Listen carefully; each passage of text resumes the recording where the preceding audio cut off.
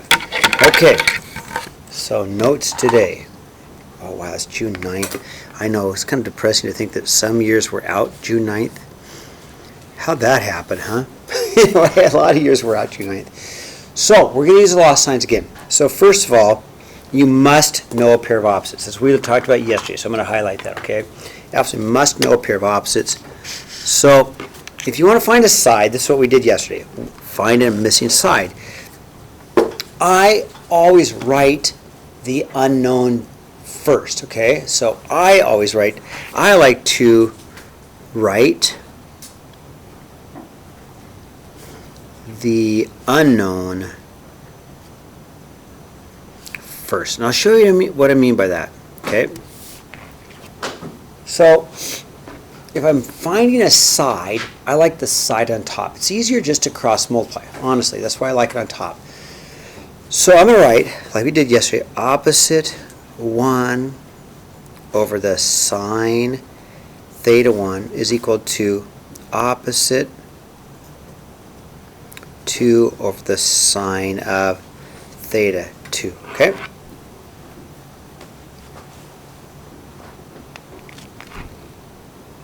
As an example,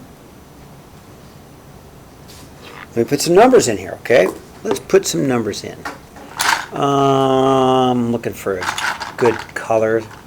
Well, there's a good color, I guess. Let's put some numbers in here, okay? Let's say that this side is 10. Let's say this angle is 81 degrees. And let's say this angle is 35 degrees, okay? So if I want to find opposite 1, call it x. Why not call it x, right? And this is what we did yesterday. So write the unknown down first. I don't know x. Okay, write the unknown down first. Write the x. So I'm just going to go x over the sine of its opposite side, right? Over the sine of 35 equals opposite 2, okay, opposite 2, which is the 10 over the sine of its opposite angle. Okay? Say you like to do the x first? I do. It just makes it easier to solve. You don't have to though, Scott. You could do it the other way, okay? You could rewrite it as the 10 sine of 81 on the other side, okay? It's just easier for me to solve it. It doesn't have to be done my way. I always just try to find the easiest way for you guys to solve it, because now solving for x is easy. Well, it should be, right? So if you have to solve for x, what are you going to do? Solve for x. What are you going to do? Help me out here. What are you going to do to solve for x? Cross multiply. So if I multiply by sine of 35, both sides, right? Then the sine of 35 cancels, and you're just left with x, right? So then you'd have, okay, x is equal to 10 sine of 35 over sine of 81. Now I keep saying be careful to close your parentheses. You really need to be careful to close your parentheses. When do you need to? Because sometimes it works just fine. Right. So you, for instance, Scott, if I went 10 sine of 35, and then if I went divided by sine of 81, there's a problem. Because you're not divided by that. Right? You see, there's a problem. And you'll get a totally different answer, right? Well, maybe not. We'll see. 10 sine 35. I got 5.7. Yeah, I got 5.79 divided by sine. There will be a time where it's going to mess you up, okay? Okay, I got 5.8. Interesting. Slightly different. Yeah, I got 5. Anybody get 5.8? It should be 5.8. It should be 5.8. And the reason it's different is this. It's a great question. Let's see if I can explain really well. So when I take a sine of anything, what's inside here has to be an angle. Okay? Has to be an angle. So what the calculator's doing right here is figuring out what that is and calling that answer the angle. That's not the angle, is it? You want sine of 35. That's the angle. That's the angle, 35. That gives it a totally different number. Let's take the sine of it. I don't know if let me keep going, okay? It's a totally different number, okay? You'll see it in a different application for sure, okay? All right, so you have a 5.8. Be okay with 5.8? Yeah. All right. X equals 5.8. Now, second one is if you need to find an angle, okay? So, again, you must know a pair of opposites. And this time you're going to find an angle. So before we go any further, whenever we find an angle, the second step is we're going to have to do this. We're going to have to do sine inverse of our answer. You're going to have to do that because you're looking for an angle. Eventually, if you want to find an angle, what button do you push? Inverse, right? So if you're looking for an angle, even in this case, you're going to have to push the inverse, okay? So, I'm going to rewrite this problem differently. Sine theta 1 over opposite 1 is equal to sine theta 2 over opposite 2. It's the exact same formula. Exact same formula. Scott, you asked a really good question. Does it have to be this way? No.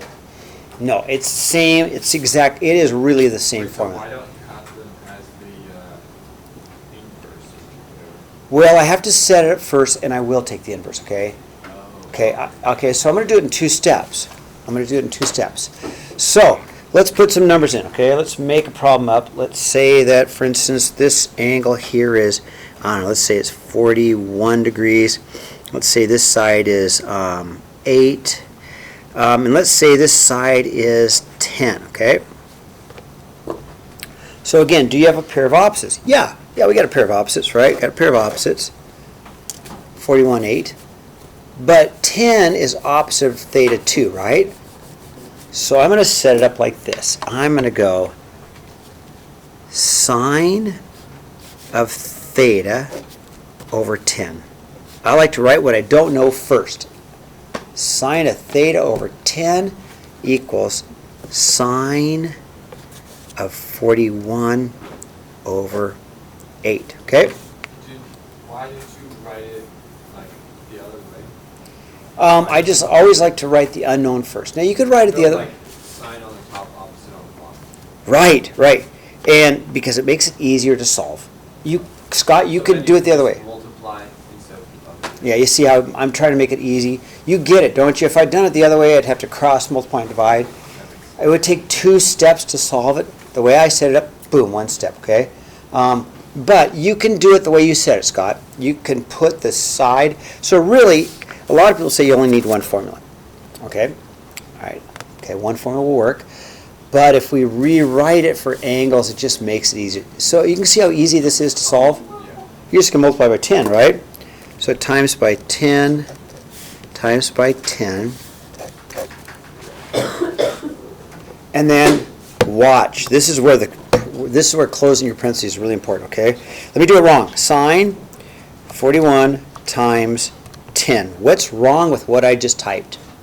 You need full parentheses. You're finding the sine of 41 times 10, not just. Yeah, so is my angle a 410 degree angle?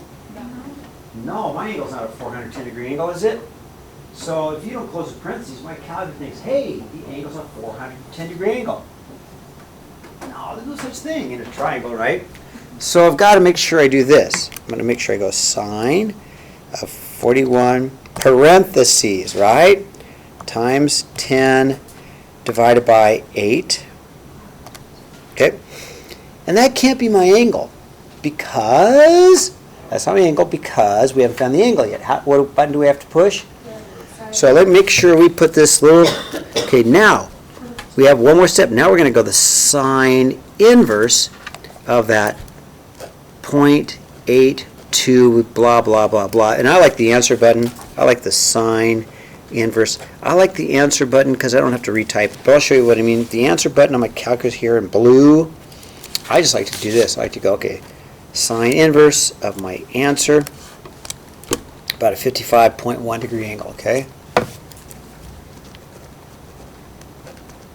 Okay, now, let me pass out the second part of my notes, okay? I know I'm kind of wasting paper, but we're going to lose my 8th graders real quick, but, okay? Just so we can use your rulers. Yeah, but we're not going to do that. Oh, Yeah, because I'm going to lose my 8th graders. And that's just the way it is, right? So let's look at this last problem, okay? Let's see if we can do this last problem together. Okay, on the back. We're not going to do the front. So we look at the back. Okay? Yeah, look at the back. We're not going to do the front. What's our work? I got a worksheet for you. I'll get it for you, I promise, within. You got it?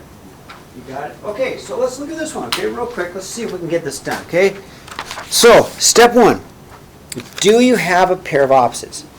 Step one. Do you have a pair of opposites? Okay, always. yes. Okay, pair of opposites, yes. Pair of opposites, yes. I'm going to circle them, okay?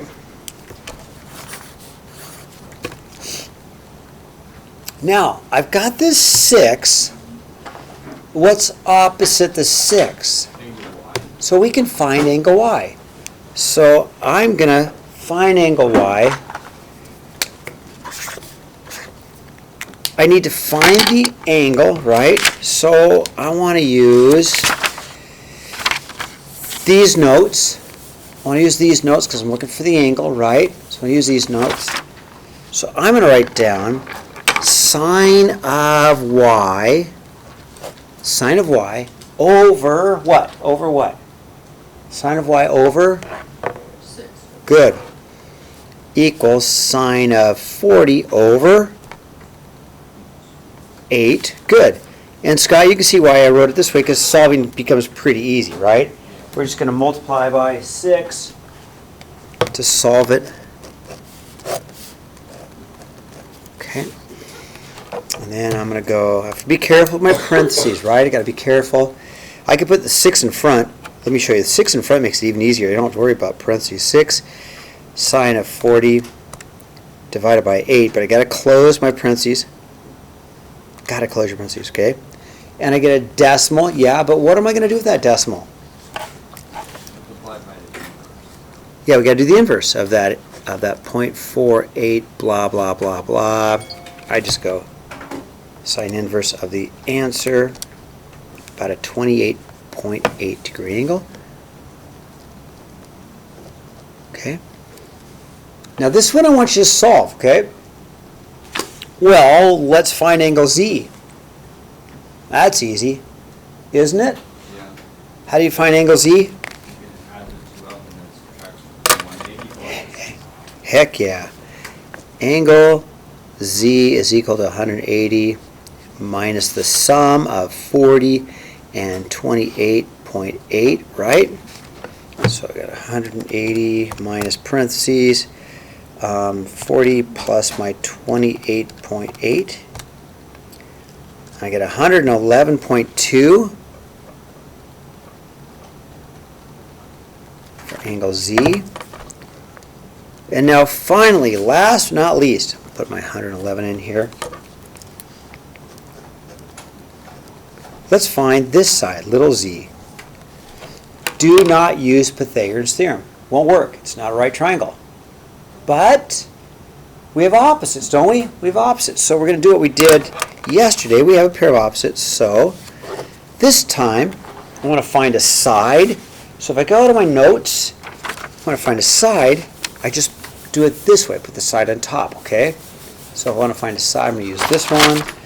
So we're going to go, okay, I'm going to go z over the sine of 111.2 is equal to 8 over the sine of 111, my bad, sine of 40. There you go. And I think you're finally seeing why I set it the way I do. It just saves me a step, right? All I have to do is multiply. I don't have to multiply, divide. I just multiply. I don't even have to cross multiply. I just multiply by sine of 111.2. And then I'm just going to use my calculator. 8 times sine of 111.2 divided by sine of 40.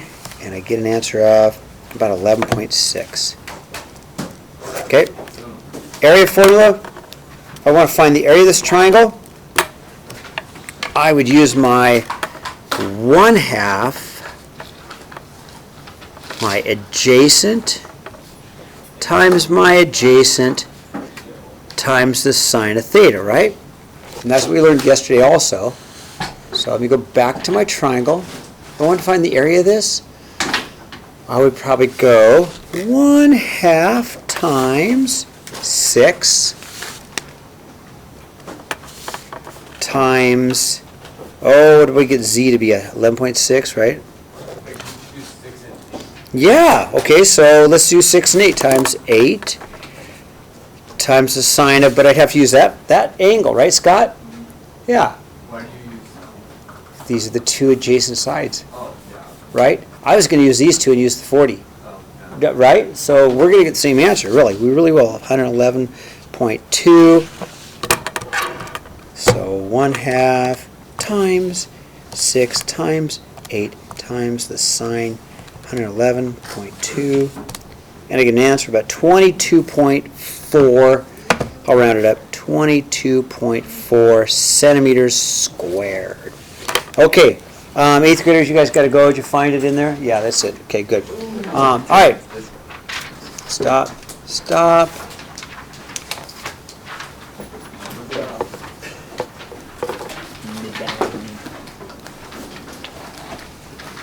Stop. Stop.